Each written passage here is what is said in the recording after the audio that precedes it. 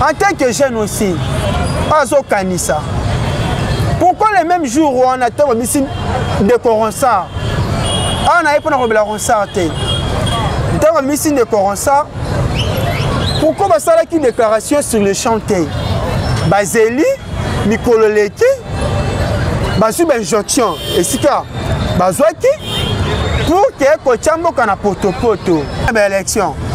Quand soit on a demandé la Mouka, Bazoluka, donc il y a une transition politique pour que tout se retrouve. Quand on a un mission de Rosala et on a soutenu, on a mission de lire. Le peuple congolais a posé à lire, a posé misala, a posé nzela. Alingi atala émission ya kambangu info plus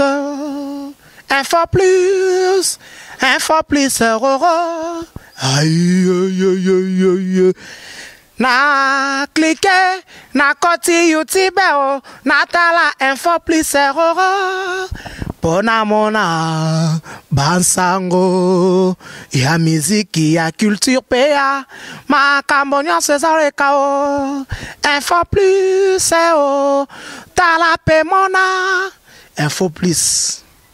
Mbote na balandi ya Info Plus, merci na abonné fidèle na biso. Nga bino Moustapha Malembe na biso bino ka ke bomesana na ngai. Tosala musala za rapport na ba information yango esala ka ke to diffuser ba nyoso bomesana ko landa biso.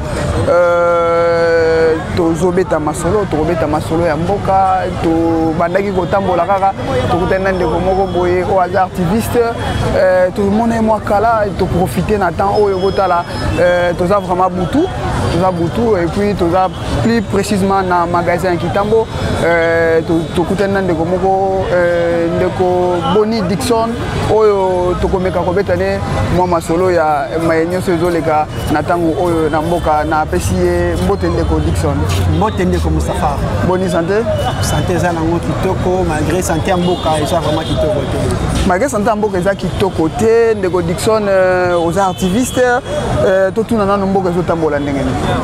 Merci beaucoup ndeko Moustapha. Malgré tout ce mois tami tout le monde a quitté la commission Nzambe parce que minga ko fin maladie ya corona Nzamba suni biso tout ça le makasi tout le monde a ni. Kolobe la santé en mboka lelo santé en mboka eza vraiment na des ordres makasi ya liboso nano toza na coronavirus. Oyo toza na mesure moko ba otaki ko décréter par chef de l'état na mesure sanitaire, état d'urgence sanitaire. Oyo esengi ke mutu na mutu bazala na ngambo motenga na tovani mwa ekara to essayer ko respecter déjà mesure wana ya liboso. Ya mibale na mkati ya mesure wana to remarquer que même oyo baza censé ya kokonza biso baza ko arriver na ya ko respecter mesure wana te. Même bandeko baza ba opposition bon baza ba modèle na éviter ceux qui na ba parti politique ya mboka na biso ba école du parti za la ratoté pour expliquer bandeko c'est quoi la citoyenneté. Parti politique peut zali bien moko ba ebongisa mi pona ko encadrer batou ceux qui motoza na moralité malamoté parti politique pour expliquer comment est-ce que décréter état d'urgence sanitaire elingi koloba boye. Donc, il n'y a pas plus de 20 personnes. Il n'y a pas plus de 20 personnes. Mais, à ma grande surprise, partout pouvoir organiser marche, plus de 1000 personnes. Opposition n'a organisé marche, plus de 1000 personnes. Vraiment, moralité, tu es wapi, ils sont congolais. Donc, moi, je suis là, je suis là. Et quand on a mal à monter, on a Moustapha. Donc, mboka zotambola malamu te uti koloba ke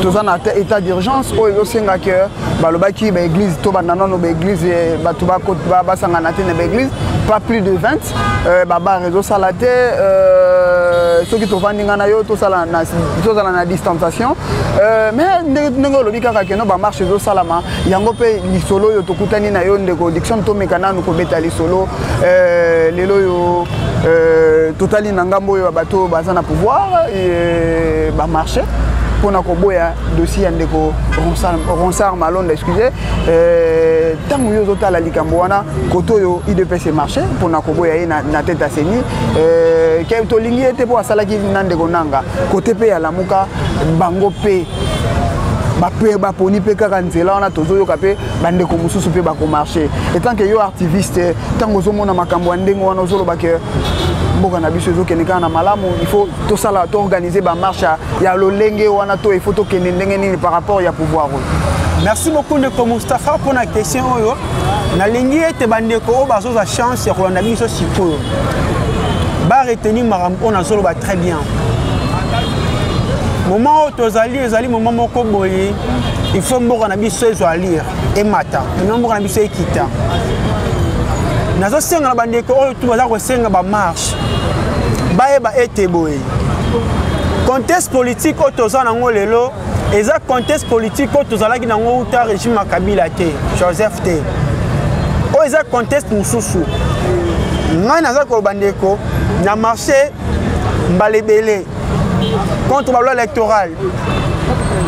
To marché pour la transition sans Kabila. To marché malébélé pour nous mettre toujours le régime à Kabila à côté. L'élection aujourd'hui koleka mokonzambo kaso Félix Tshisekedi Iskazali président actuel. Ezali fruit ya combat to mené. Ezali fruit ya libota na idéologique. Les fruits à bisous congolais to mené pour comme mesika a commis le lot. Le Kabila concédé à nos soldats. Un soldat en Afrique céder des pouvoirs facilement comme ça, ce n'est pas quelque chose si facile. Il faut retenir le lot. Parlons un peu de ma désignation du président Asseni. Il y a Liboso, on a dans l'église catholique. L'église catholique, tout ce qui est collé canapona. Départ Ndeko Kabila. L'église catholique faut jouer toujours rôle na église, être au milieu du village, pour expliquer à la population c'est quoi les vrais problèmes. Moi je pense que ça c'est mon opinion. Et j'assume. Je pense que l'église catholique elle est hypocrite. En ce sens que jour oyo baza ko sala maponami pour na mokambi oyo la société civile et sengeli pour que akamba seni église catholique azalaki partie prenante autre la lingala azalaki na kati ya lingomba azwaki part question ngana se poser na kolandisa maloba ya papa mokonzi église catholique findole ya mbongo maloba na ikoloba ke avertissaki ndeko Soni Kafuta ke ndeko Félix Tshisekedi azana ba pio na ye ba ye wana pour kibabima président ya Seni ndeko Kabila pe azana o ye pa ye wana bima président ya Seni. Mais la question que moi je me pose d'abord en tant qu'intellectuel, en tant que jeune aussi, azo kanisa. Pourquoi les mêmes jours où on attend de Coronsar, on a pas de Coronsar, dans le mission de Coronsar, pourquoi on a une déclaration sur le chantier? Bazeli, Mikololeki, Basu Benjotion, et c'est ça, Bazouaki, pour que Kochambo kana poto poto. Moi je pense, si l'église est vraiment au milieu du village, l'action qu'elle devrait d'abord entamer, c'était de dire d'abord, au lieu d'aller aux élections, c'est mieux de commencer la réforme à Seni. C'était ça la procédure. Tu as une réforme à Seni, après tu as ma ponami, il y a moto kamba Seni. Tant que on dit mieux, bon voter. Bon que nous ponami à présent à Seni. Moutou l'église catholique a proposé à suite, basu acte. Après, bah le mettre pour tout le monde mboka. Bandeko baza kokufa wana. Basa bibolete. Église catholique. Église des réveils. Bandeko baza kokufa wana. Basa bibolete. Ba musulman. Ndeko Dixon lelo yo okomi ko telemela mai oyo c'est parce que gâteau il fallait que ba pesa bino ba komi ko pesa te. Ndeko Dixon a comme mon invité par rapport il y a ba liste to banda ko kende ya mususu moi tueke banda ko bandenge to lobaka lelo tueke ezalité ndeko Dixon a dit te lokola nazolia te na banda ko dénoncer po ba que bino pe côté na bino ba activiste bozali oyo aza na ngambo oyo aza na ngambo oyo aza na ngambo oyo peut-être côté na bino lisolo pe tami malamu te yango komi koloba boye te ndeko Moustapha bato bayebi Dickson bayebi Dickson c'est un jeune nga Dickson azo ba entrepreneur je suis entrepreneur bato bayebi en tant qu'entrepreneur nazongaka mbongo ya kofuta ndako te si na futelaka kolia nazongaka te donc vi na ngai naza komene na ki entrepreneuriat na ngai eza malamu naza te ke on a détourné le quoi l'état te non naza vi na ngai ndeko Moustapha je passe ce temps là ya kokende kozwa mbongo mpona ensemble te ngai nazonga na rappele oyo eloko moko ebongi ete moralité na biso esala il faut que les politiciens manipulent la population. Pourquoi pas l'Église catholique en scène a surtout qu'il y a des marches pour que les faire des salaires. Pourquoi pas l'Église catholique en scène a des populations tout le monde balabala pour matisser la police salaire. Enseignant bazotangisa biso bazokomisa badepute oyo to 500 députés qui vont na kuna musala nimbaka soki balobi oui qui sont pour qui sont contre oyo bazokende oyo tomoni ndeko Kaboun azokende kosenga pour que batsela bango ba salaire. Vous imaginez un peu baenseignant batangisi bango wana soko na bango eza nini. Vous imaginez un enseignant le soki azongi ndako moi si nazoni que les pantalons moi si na poste mon aka créer amona mbongo tendeko. Vous imaginez vraiment policier azola na Mali les kengela biso petit peuple oyo salaire nezo matate pourquoi pas l'église catholique en senga biso to kene marche pourquoi pas il devait sortir tout ça la marche pour ba policier wana. Moi je pense qu'à un certain niveau biso pe population si balinga esa biso to kene marche il faut tout ça conseil interpeller biso plutôt conseil s'est interpellé biso que moi je suis tout kende utilité na moi eza nini finalité marche na moi eza nini. Et c'est pour que toi, moi je vous informe, je vous dis la vérité. Ma soeur, la neuronamuko va salir lobby. Et c'est pour la ressa malon daté. Balingi ne toi qui est en transition. Transition, baso lukawana, et ça comme à Genève. Vous allez bien vous rappeler. Dans le niveau de Genève, balobaka boy. Candidat il y a la Mouka, il y a encore à Genève plutôt. Il y a des moutons pendant que conseil 5 ans pour un mandat. Maintenant, on est passé à 5 ans, on est à 2 ans, sur 2 ans, sur 3 ans. 6 mois, il y a une élection. Quand souvent, on a la Mouka, Bazoluka, il y a une transition politique pour que tout se retrouve. Quand on a un mission, on a un mission, on a un mission, à lire. Le peuple congolais a un poste à lire, a un poste à Misala, a un poste à Nzela. Vous imaginez un peu ça? Pourquoi les politiciens ont toujours ma bango? Mais ce petit peuple tout, papa, aux journalistes, Tambola Kaka Awa, tout n'a pas gêne, ceux qui depuis ton attaque, je t'ai mon attaque, il y a relève Fufuna pourquoi? Bande ko azote kabilo ko ne bazo kemba. Bazé de chance au temps até. Mais les lozo nous avons détruit des millions. Mais la population zo kemba. Ce sont toujours ces mêmes personnes zo senga lelo. Ba marche, ceux qui ba komi wana bango ba intérêt na bango. Ndeko diction bino kozaki pe bato bo bandai ko soutenir ba misusu pe to banto yebaki lobby ba bandai ko sala mabe. Tant on a zolobela likambo akanya ka ezali par rapport ya ndenge ezalaki que soki bozui dossier moko boye bino pe boko loba wana lelo yo ndeko Dickson conscience et bande aux en tant que jeune oui lelo conscience ne en tant que jeune mais tendeko on a kata muke ko bata que lelo conscience en tant que jeune conscience de la cas depuis kala moni ndeko Moustapha toyebani tant mususu mingi na milieu ya activisme bato bayebi to salaka mais ba konzi mususu opé bayebi musala biso to salaka activisme eza idéal eza musala te activisme eza que moni cause moko boye eza noble au télémi lobi oui j'aimerais mourir pour ça que ko s'appuyer na eloko yebi la katelio kanyaka okeite na lingi to longa na stade wana ezali eloko régime à Kabila et là tu sais ba jeune en mutu kanyaka détournement tu sais pas bien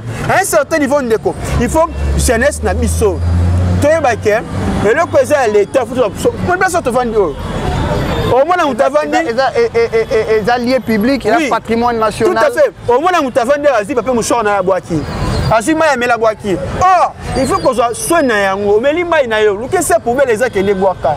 Ceux qui congolais, mentalité ne comme à niveau on a déjà. Je vous dis, nous allons bâtir ce pays plus beau qu'avant. On explique que nos kanyaka le quand on tana mutu na biso nous sommes monaka ils ont fait quoi avancer bisoté comme mort na biso ils ont toujours ciment. Moi je pense que c'est à nous les jeunes, c'est à cette jeunesse de bien réfléchir, de bien s'imposer bande konangai jeunesse partout aux alliés dans les 26 provinces. On doit s'imposer.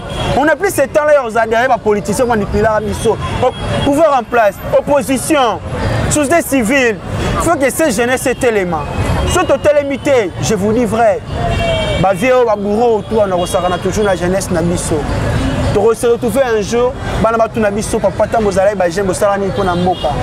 Moko moka tu nabiso bilinga pour répondre. Ngana salaka boye, na échouer na salaka boye. Moi je pense ceux qui na rolinga que population congolaise, jeunesse congolaise en général, va retenir vraiment sortie médiatique nga pourquoi les lots. Ezaboy. Marche et le mot est constitutionnel. Mais comme il m'a balabala, il faut qu'on te m'en habite. Te confondre enjeu politique à l'élo tenant enjeu au pays colika. Enjeu politique à l'élo, et aussi que population à se retrouver. Quand se retrouve l'année misala, colia naie, social naie, santé naie. Les partis les loyaux et changer dimension to lobela rangote. Papa, au moins ni action bisoto bonito sala to mener et ça action ya bongo lipe mati. Grammage ali pas grammage kiti. Vous imaginez un peu. Pourquoi pas l'autre comme ça ngai?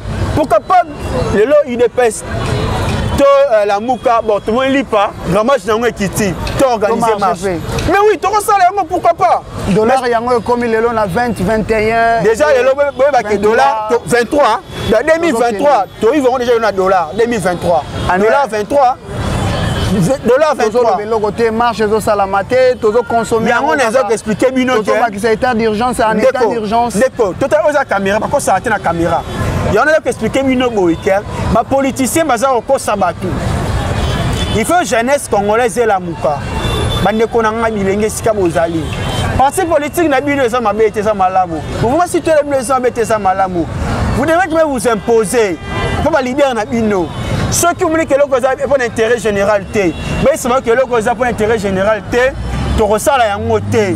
Parce que pourquoi les gens pour ça la tant et sengete, comme un ministre dialogue, bah tout le monde va marche tout le monde là. Finalité ça va moko. Les autres les 14 juillet pour qu'on date solo. La mouka ça na pour ça qu'il y a une transition. FC ça pour sa transition. Balingi était mokonzambo rasiko Félix Tshisekedi akama moko na bulu yeke na 2023 ebisa yeke papa et population tuna ye pendant mandat na osalaki nini chef de l'état place ozali papa so lingo travailler malamu omoni cabinet na yo sala tabula rasa longola bango bazo sala eloko te vile bango rotana Pullman et si quand Alix bango ba yebi yango parce que la population ba yebité na minute na kimbanteke ba parce que que matemo kali ba yebité c'est les morts ba yebité donc état d'urgence le lo bazo lobela na kati yo moke po tozo ke na rochite tozo ke moke état d'urgence le lo yo population ils ont souffrir na yango tozala ki na 15 jours non tozala ki na 1 mois ba ajouter 15 tozo ko ajouter le lo yo enseignement toloba classe les loyo position zoye banate tozoyoka le 21 awa bana ya école primaire ou bien secondaire humanité bako zonga le 30 les universités et koki na ba institution supérieure ko zonga ndeko Dixon activiste mboka na biso position nango par rapport à makambo dans l'état d'urgence tala lelo batu ndenge tolobaka cop et zokende malamu te bat bazoliate il y a d'autres gens ba mesana ko supporter ba supporter ba patienter il y a de gens lelo ba piquer ba crise ba kufi vraiment tolobaka biloko wana vraiment d'accord merci pour dans le lobby c'est le vraiment capital vous voyez bien que sagement chinois le baboé soko lingo mamboka détruit système il y a éducation nango.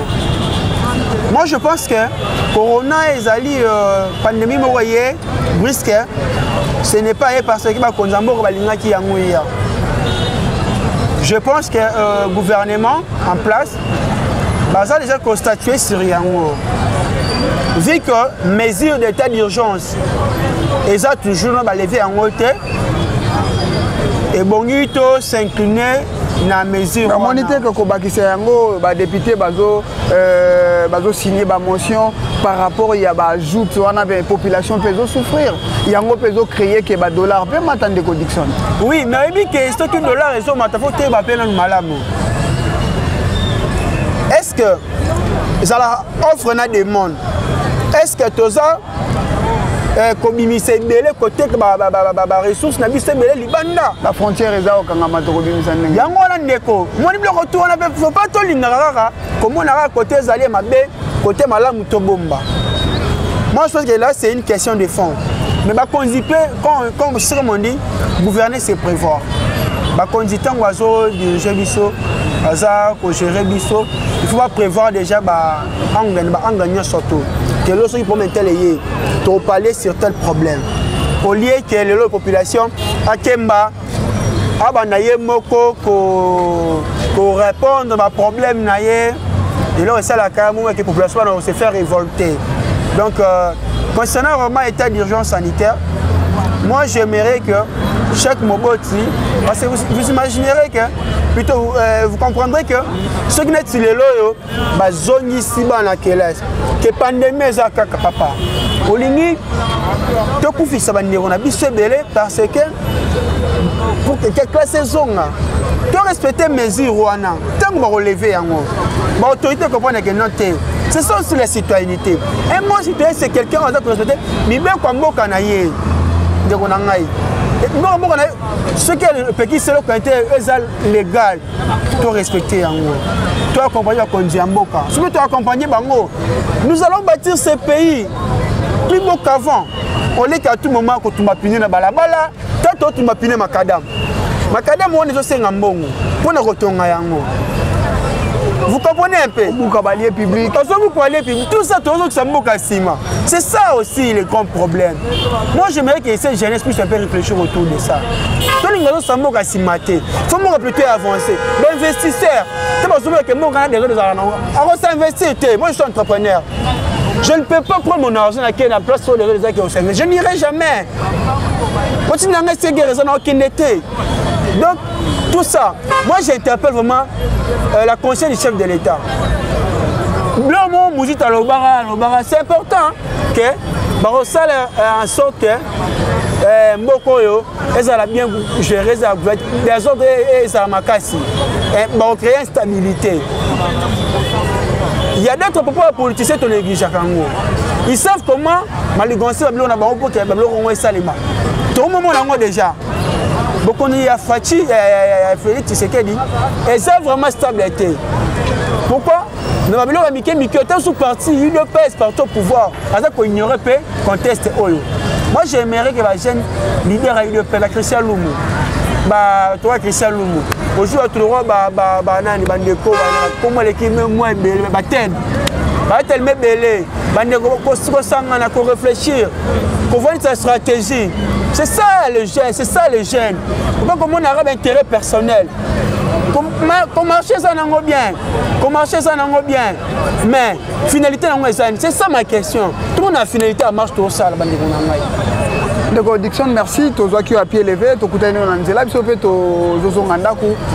Malobanayo ya souke kozalani par rapport à la jeunesse là et puis na ba yenyo so ba kolanda on info plus. Bande konangai bipai biso bozali bana mboka na mboka na province pe on a sorti info plus chaîne YouTube na bino et là on a senga na bilenge nga surtout nga za jeune na zelenge na senga na bilenge nyonso tuba yeba boye ko sala marche eza mabete eza malamu kasi kobima na utilité nini na motino nini kobima tukende sala marche basala ka marche ce qui y a un ça ne va pas tout ça la marche c'est parce que les politiciens na biso baza na poste bazwa eloko kiti bakoma ba ministre to ki na transition to kozala ba chaîne de chasse na bango te biso bilenge to telema biso bilenga lelo mboka eza na poste na biso histoire ko tuna biso to sala kanini esika nyonso ozali to telema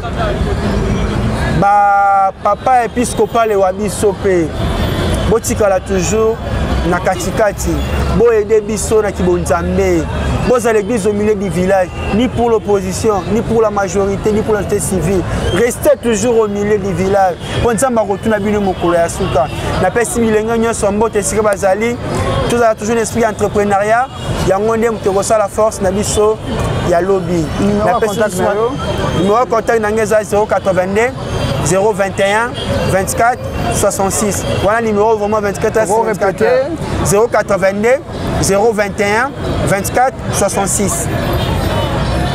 On est aquí ndeko Boni Dixon oyo vraiment na lobika tozo ki a pied levé biso tozo ngandako étant que mboke zo senga photo loba si s'agit to loba na loba moko to likambo moko boye oyo zo sala malamu to photo loba po biso to musala na biso ezala kaka ko loba soki esengi to loba to ko loba na sima caméra ndeko Eni Sampu bo s'abonner massivement na Info Plus Tokope Sabino o nyoso bino bokolinga tope Sabino bye olingi otala émission ya kambangu Info Plus roro aïe na cliquer na koti YouTube na tala Info Plus roro pona mona bansango ya miziki ya culture pea makambo nyonso ezaleka o Info Plus tala pe mona Info Plus.